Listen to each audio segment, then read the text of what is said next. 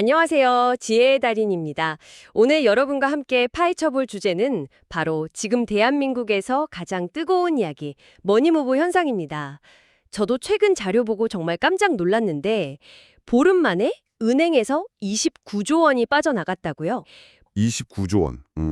웬만한 대기업 시가총액 하나가 그냥 통째로 움직인 거죠. 와, 그 돈이 향한 곳이 바로 증권사고요. 고객 예탁금, 그러니까 주식 사려고 대기 중인 돈이 90조 원을 넘어섰다는 건 시장 열기가 정말 대단하다는 걸 보여주는 상징적인 숫자입니다. 그렇죠. 코스피 5천 시대라는 말이 이제 그냥 농담처럼 안 들리고 주변에서도 꼭 한 명씩은 있잖아요. 주식으로 돈 벌었다는 얘기. 솔직히 저도 얼마 전에 친구가 반도체 주식으로 거의 2배 수익 냈다고 자랑하는데 저도 모르게 주식 앱을 켜게 되더라고요. 이런 게 바로 그 포모, 나만 뒤처지는 것 같은 불안감이겠죠? 바로 그 지점이 가장 중요하면서도 또 가장 위험한 순간입니다. 모두가 장밋빛 미래를 이야기할 때 한 걸음 딱 떨어져서 이 열기의 진짜 동력이 뭔지, 그리고 혹시 우리가 놓치고 있는 위험은 없는지 이걸 냉정하게 들여다봐야 하거든요. 맞습니다. 오늘 여러분이 보내주신 자료들을 바탕으로 그 핵심을 한번 제대로 짚어보겠습니다. 좋습니다. 그럼 바로 본론으로 들어가 보죠. 이 역사적인 상승장의 중심에 반도체가 있다는 건 이제 모두가 아는 사실입니다. 네, 15만 전자, 70만 닉스가 더 이상 뜬구름 잡는 소리가 아니게 됐어요. 그런데 궁금한 건 이겁니다. 반도체 호황, 예전에도 있었잖아요. 있었죠. 물론입니다. 왜 유독 이번 사이클을 메가 사이클이라고 부르면서 이렇게까지 특별하게 여기는 걸까요? 굉장히 핵심적인 질문을 주셨네요. 결론부터 말씀드리면 이번엔 수요와 공급의 판이 과거와는 완전히 다르게 짜였기 때문입니다. 먼저 수요 측면을 보면 AI 혁명이 그야말로 불을 붙였습니다. AI? 이제 너무 많이 들어서 익숙한 단어인데요. 과거에 PC나 스마트폰이 시장을 이끌었던 것과는 어떻게 다른가요? 파급력의 범위가 다릅니다. PC나 스마트폰은 IT 기기라는 어쨌든 한정된 영역의 수요였죠. 그렇죠. 하지만 AI는 다릅니다. 자동차가 스스로 운전을 하고 병원이 환자 데이터를 분석해서 질병을 예측하고 금융사가 AI로 투자를 결정하고 모든 산업의 심장부에 AI 반도체가 필요해진 겁니다. 그러다 보니 자료에 나온 것처럼 AI 반도체 시장이 2030년까지 매년 30%씩 성장할 거다 이런 전망까지 나오는 거죠. 매년 30% 성장이라니 이게 복리로 계산하면 정말 어마어마한 속도네요. 그런데 여기서 또 궁금한 게 기업의 목표는 이윤 극대화 아닌가요? 이렇게 수요가 폭발하면 삼성전자나 SK 하이닉스 같은 기업들이 당연히 공장을 더 지어서 공급을 늘릴 테고 그럼 결국 공급 과잉, 가격 하락, 이 과거의 사이클이 반복되는 거 아닌가요? 바로 그 지점에서 이번 사이클의 두 번째 특징, 제한된 공급이 등장합니다. 아주 예리한 지적이신데요. 이번엔 기업들이 과거와 다르게 움직이고 있어요. 어떻게 다른가요? 우선 기술의 벽이 너무 높아졌습니다. 5나노, 3나노 같은 최첨단 반도체를 만들 수 있는 기술은요. 전 세계에서 TSMC와 삼성전자 딱 두 곳뿐입니다. 아, 정말 딱 두 곳이요? 네, 공장 하나 짓는데 수십조가 드니까 아무나 이 판에 뛰어들 수도 없고요. 기술 자체가 거대한 성벽이 된 셈이군요. 그렇습니다. 그리고 더 흥미로운 건 기업들의 전략적 선택이라는 부분입니다. 전략적 선택이요? 지금의 반도체 기업들은 2018년쯤 겪었던 그 뼈아픈 가격 폭락의 트라우마를 똑똑히 기억하고 있습니다. 아, 그때 정말 힘들었죠. 반도체 주식들 다 반토막 나고. 네, 그때 수요 예측을 잘못해서 공급을 확 늘렸다가 창고에 재고가 쌓이고 가격이 폭락했던 그 악몽이요. 그 경험 때문에 이제는 수요가 확실히 보장되지 않으면 섣불리 증설에 나서지 않습니다. 아주 신중하게 공급량을 조절하면서 공급자 우위 시장을 스스로 만들고 있는 거죠. 와, 그 설명은 정말 흥미롭네요. 결국 지금의 반도체 호황을 만든 건 AI 기술만이 아니라는 겁니다. 뼈아픈 과거의 트라우마가 오히려 지금의 이 강력한 시장을 만들고 있는 좀 역설적인 상황인 거죠. AI라는 미래 기술과 과거 실패의 트라우마가 맞물려서 지금의 메가 사이클을 만들었다. 와, SK하이닉스의 HBM 메모리가 2026년 물량까지 완판됐다는 기사를 봤는데 이게 바로 그런 현상의 증거겠네요. 정확합니다. 수요는 모든 산업에서 폭발하는데 공급은 기술적 그리고 전략적인 이유로 제한되어 있다. 그러니 가격은 안 떨어지고 기업의 이익은 계속 늘어나는 과거와는 차원이 다른 구조가 만들어진 겁니다. 알겠습니다. 산업의 펀더멘털 자체가 이렇게 단단한데 자료를 보니까 정부가 여기에 기름을 붓는 격으로 아주 적극적인 정책을 펴고 있더라고요. 맞습니다. 투자자 입장에서는 이건 정말 솔깃한 이야기인데요. 이번 상승장의 또 다른 한 축이 바로 정부의 밸류업 정책입니다. 투자자에게 직접적인 혜택이 돌아가는 정책이 크게 세 가지나 있죠. 네. 첫 번째가 이사의 충실 의무 개정입니다. 용어가 조금 어려운데요. 이게 투자자들한테 구체적으로 어떤 이득을 주는 건가요? 쉽게 말해서요. 지금까지 기업 이사들은 회사의 이익을 위해 일하면 됐습니다. 회사의 이익이요? 네. 그런데 앞으로는 주주의 이익까지 최우선으로 고려해야 한다는 법적 의무를 지우겠다는 겁니다. 그동안 우리나라 기업들이 돈은 잘 벌어도 주주에게 배당도 잘 안 해주고 자사주 매입에도 소극적이었잖아요. 맞아요. 그게 코리아 디스카운트의 주범으로 꼽혔죠. 바로 그겁니다. 이제 이사들이 주주들 눈치를 더 보게 만들어서 곳간에 쌓아둔 돈을 주주들에게 좀 풀어주도록 압박하는 효과가 있는 거죠. 만약 주주 이익에 반하는 결정을 내리면 소송을 당할 수도 있게 되고요. 네, 이론적으로는 그렇게 되는 겁니다. 이게 정말 이론처럼만 된다면 한국 증시의 체질을 바꾸는 계기가 될 수도 있습니다. 이론처럼만 된다면요. 사실 과거에도 비슷한 정책들이 나왔다가 좀 흐지부지 된 경우가 많았잖아요. 좋은 지적입니다. 물론 법안 통과 과정에서 여러 변수가 있겠지만 과거와 다른 점은 법적 책임을 명시하려 한다는 겁니다. 단순한 권고가 아니라 의무로 만들겠다는 거죠. 아, 그게 다르군요.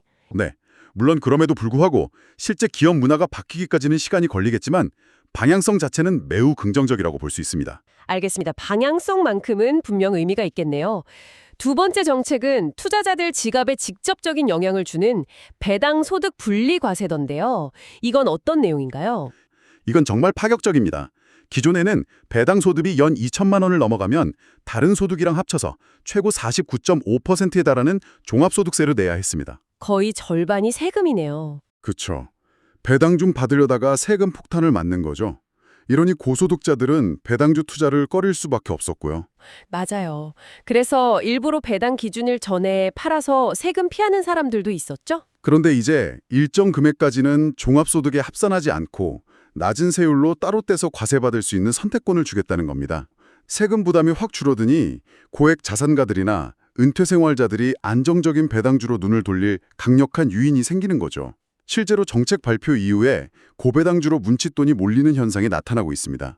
주주 환원도 유도하고 세금 혜택으로 배당주 투자 매력도 높이고 확실히 판을 키우려는 의지가 보이네요. 네, 그리고 마지막 세 번째, RIA 계좌는 그야말로 끝판왕 혜택이라고 하던데요. 네. 정식 명칭은 리쇼링 투자 계좌인데 해외 주식에 투자하던 자금을 국내로 되돌리기 위해 만든 뭐랄까 비장의 카드라고 할 수 있습니다. 혜택이 정말 막강합니다. 어느 정도인가요? 이 계좌를 통해서 국내 주식을 사면요. 매매 차익에 대해서는 양도소득세가 아예 면제됩니다. 와, 면제요? 네. 그리고 핵심은 배당소득세인데요. 연 5천만 원까지 투자한 원금에서 나오는 배당소득에 대해 기존 세율 15.4%를 9.9%로 낮춰줍니다. 총 1억 원까지 납입할 수 있고요. 15.4에서 9.9%면 거의 3분의 1이 줄어드는 거네요. 이게 실제로 어느 정도 차이를 만드는지 감이 잘 안 오는데요? 자료에 나온 예시를 한번 들어볼게요. 만약 1억 원을 투자해서 연 4%의 배당, 그러니까 400만 원을 받는다고 가정해보죠. 네. 일반 계좌였다면 세금으로 61만 6천 원을 내야 합니다. 하지만 RIA 계좌를 이용하면 39만 6천 원만 내면 됩니다. 그럼 매년 22만 원을 아끼는 거네요? 그렇죠. 와, 22만 원이면 10년이면 220만 원이네요. 이걸로 매년 가족우회식을 한 번은 더 할 수 있는 돈인데 이렇게 생각하니까 체감이 확 되는데요. 맞습니다. 게다가 이 절세액을 다시 재투자한다고 생각하면 복리 효과까지 붙어서 그 차이는 시간이 갈수록 기하급수적으로 커집니다. 그렇겠네요. 따라서 이 계좌의 혜택을 극대화하려면 단기 시세 차익을 노리는 종목보다는 KB금융이나 SK텔레콤처럼 꾸준히 높은 배당을 주는 우량주를 담아서 장기적으로 굴리는 전략이 매우 효과적입니다.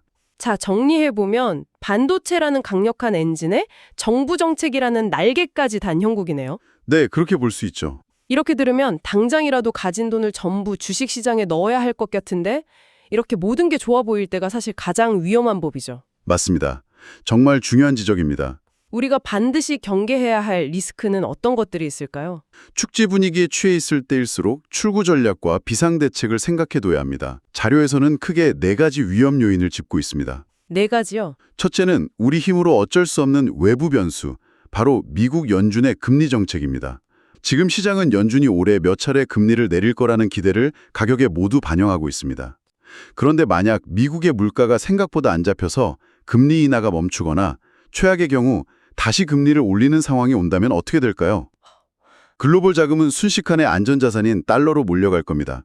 외국인 비중이 높은 우리 증시에는 치명타가 될 수 있죠. 분들이 간과하는 섹터별 양극화입니다.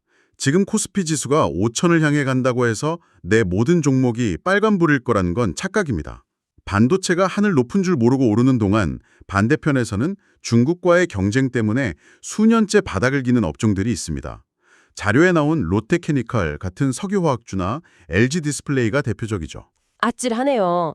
코스피 5천 간다는 헤드라인만 보고 아무 종목이나 샀다가는 지수는 오르는데 내 계좌는 녹아내리는 최악의 상황을 맞을 수도 있다는 거군요. 바로 그겁니다. 묻지마 투자가 가장 위험한 시기입니다.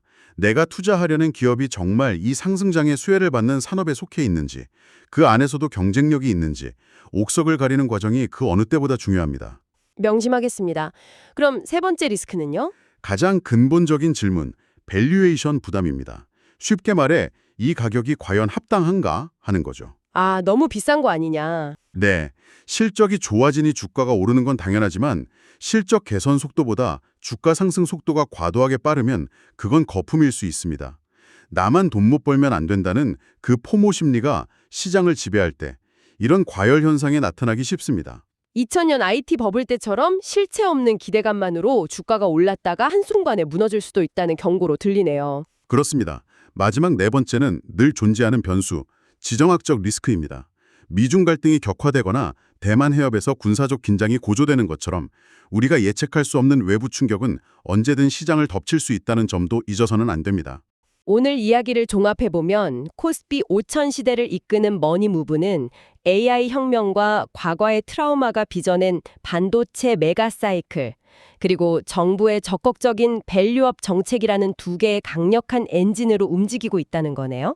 하지만 그 이면에는 금리, 양극화, 고평가, 그리고 지정학적 리스크라는 4개의 복병이 숨어 있군요. 맞습니다.